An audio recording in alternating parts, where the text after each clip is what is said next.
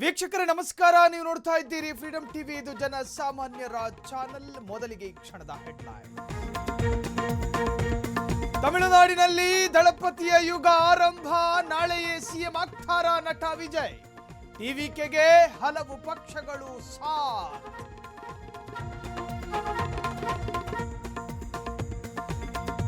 ಬಂಗಾಳದಲ್ಲಿ ಕೇಸರಿ ಸಾಮ್ರಾಜ್ಯದ ಕಹಳೆ.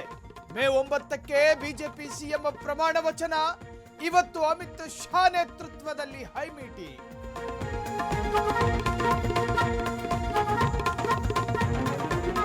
ಕಾಂಗ್ರೆಸ್ಸಿನಲ್ಲಿ ಮತ್ತೆ ಸಿಎಂ ಫೈಟ್ ಮುನ್ನೆಲೆಗೆ.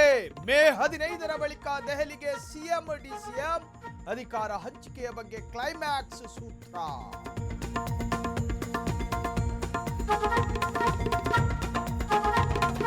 ಬೈ ಎಲೆಕ್ಷನ್ ಬಳಿಕ ಜಿಬಿಎ ಕಾವು.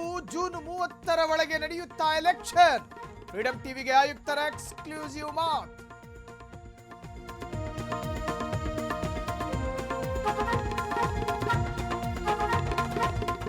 ಫ್ರೀಡಂ ಟಿವಿಗೆ ಬಿಗ್ ಇಂಪ್ಯಾಕ್ಟ್. Inspector transfer. ಅಕ್ರಮ ಸಾರಾಯಿ ನೆಪದಲ್ಲಿ ಮಹಿಳೆ ಮೇಲೆ ಹಲ್ಲೆ. ಜಮಖಂಡಿಯಿಂದ ಗದಗ ಜಿಲ್ಲೆಗೆ ವರ್ಗಾವಣೆ.